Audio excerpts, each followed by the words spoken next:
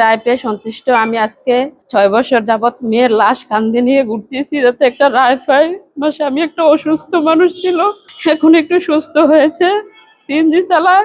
আজকে আমি 6 বছর যাবৎ এই মামলাটা নিয়ে মেয়ের লাশটা কাঁধে নিয়ে আমি ঘুরতেছি। ওরা মানুষ না, ওরা জানোয়ারের বাচ্চা, পশু। আমার মেয়েটা বড় ছিল, উম্মে হাবিবা আক্তার মেয়ে, ওয়ানে পড়তো। বারলা সাইসেল কামিল মাদ্রাসা নিয়ে আমার মেয়েকে এসব করে। বারলা সরকারি প্রাথমিক বিদ্যালয়ে আমার মেয়ে পড়তো ওয়ানে। আসামির নাম ময়নাল হোসেন, আরেকটা আসামি আছে আব্দুল কাইয়ুম। আমার মেয়েকে যখন ওর আব্বু মোবাইল কার্ড আনার জন্য, অসুস্থতা ছিল, অ্যাক্সিডেন্ট হয়ে ওর আব্বু মোবাইল কার্ড আনার জন্য বারলা বাজারে পাঠায়। পাঠানোর পরে উনি আর আসে না, মোবাইলও টাকা আসে নাই। আমরা অনেক খোঁজাখুঁজি করতেছি। খোঁজাখুঁজির পরে আব্দুল কাইয়ুম বলতেছে নাকি উনি নাকি নিয়ে মাদ্রাসার ভিতরে টাঙ্কির ভিতরে বস্তাবন্দি ফালাই রাখছে। ওর বলা থেকে আমরা সবাই গেছি, যাইয়া গ্রামবাসী গিয়া পুলিশ আসছে, আইসে তদন্ত নিছে। আব্দুল কাইয়ুম বলছে ময়নাল হোসেনও নাকি এটার সাথে জড়িত ছিল, ওই নাকি সবকিছু আগ্রহ দিছে, সবকিছু করছে। ওরা জবানবন্দি দিছে ফারহানা সুলতানের কাছে, উনি জবানবন্দি দিছে। বুড়িচং উপজেলাধীন বারেল্লা কামেল মাদ্রাসার পাশে উম্মে হাবিবা নামে একজন শিশুকে ধর্ষণ করে, ধর্ষণের পর তার লাশকে রশি দিয়ে পলিথিন পেঁচিয়ে বেঁধে মাদ্রাসার ট্যাঙ্কিতে ফেলে দিয়ে নির্মমভাবে হত্যা করে লাশ সেখানে গুম করা হয়। পরবর্তী সময়ে আজকে এই উম্মে হাবিবার মা ফারবিন আক্তার বাদী হয়ে বুড়িচং থানায় একটি মামলা দায়ের করেন।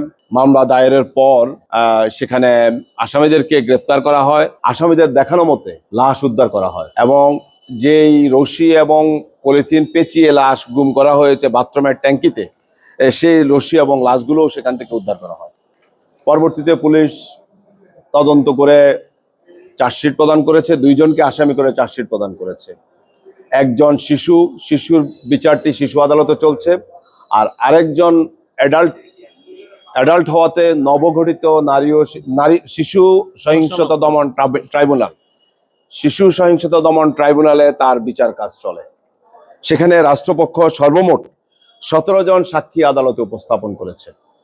এই 17 জন সাক্ষী যে সাক্ষ্য প্রদান করেছে, সেই সাক্ষ্য প্রদানের ভিত্তিতে এবং আসামি পক্ষ আদালতে উপস্থিত থেকে সকল সাক্ষীকে জেরা করেছেন, আর্গুমেন্টে অংশগ্রহণ করেছেন এবং আজকে রায় বিজ্ঞ আদালত শিশু সহিংসতা দমন ট্রাইব্যুনালের মাননীয় জাজ বিচারক জনাব আব্দুল হান্নান আজকে এই যে 1 নম্বর আসামি ময়নাল হোসেনের বিরুদ্ধে অভিযোগ সন্দেহভাবে প্রমাণিত হয় 9-1 যে অভিযোগটা ছিল, অর্থাৎ ধর্ষণের যে অভিযোগটা ছিল, সেই ধর্ষণের অভিযোগে যাবজ্জীবন কারাদণ্ড প্রদান করে এবং যে হত্যা করা হয়েছে সেই হত্যার অভিযোগে তাকে মৃত্যুদণ্ড প্রদান করে।